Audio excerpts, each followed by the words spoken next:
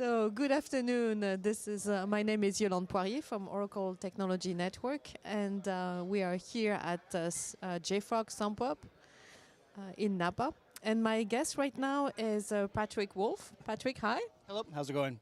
Good. Very good. So, so what do you do? I am a director of product management at CloudBees, focused on the Jenkins open source product and the new pipeline features that we're building in for that. So I'm here today to talk about how to use Jenkins Pipeline with Artifactory.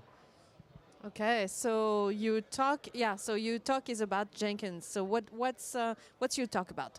I presented earlier this morning about how to use, how Jenkins is growing and used for more and more teams for doing continuous delivery as well as just continuous integration, especially with the Jenkins pipeline and our new declarative syntax for that, to quickly and easily build a continuous delivery pipeline to create WAR files for your Java programs and then build containers off of top of that and deploy those out to Artifactory. So you also talk about Blue Ocean. So what is that? So Blue Ocean is something we've been developing in concert with Pipeline as a new interface for Jenkins. Jenkins is an old product. It's been around for 11 years, so the UI is a little dated. It's functional, but it's just not very modernized. So Blue Ocean is our first attempt to modernize the Jenkins user interface, focused specifically on pipelines and the visualization and creation of continuous delivery pipelines to make it much easier for the new breed of users coming in that haven't dealt with Jenkins before. They could be new to continuous delivery, and just kind of to democratize the whole continuous delivery process and building that on top of Jenkins. So it's a lot about like files and files format. Is that am I right?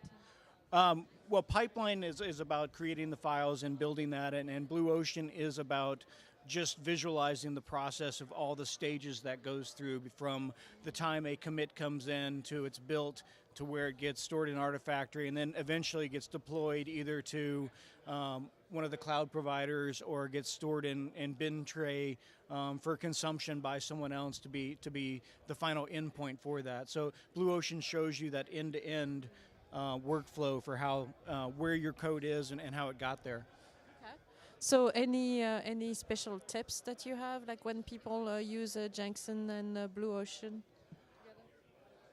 Just to keep it simple as much as possible first. Don't try to get too complex because, don't boil the ocean as much as you can, and just get out there and play around with it and participate in the Jenkins community as much as possible. It's a community of 150,000 installations across the world, and the more people that contribute to emails and IRC and just commit code back, the better the product's going to be.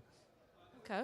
So, anything else you want to share about Devops and that you had in your in your presentation? Nothing I can think of really off the top of my head, more than just the it's great to be here at Swamp Up. I think this is a great event, and definitely finding a lot of interesting people to talk to about DevOps while we're here. So it's been a very focused conference, and I'm really happy to see that. Cool.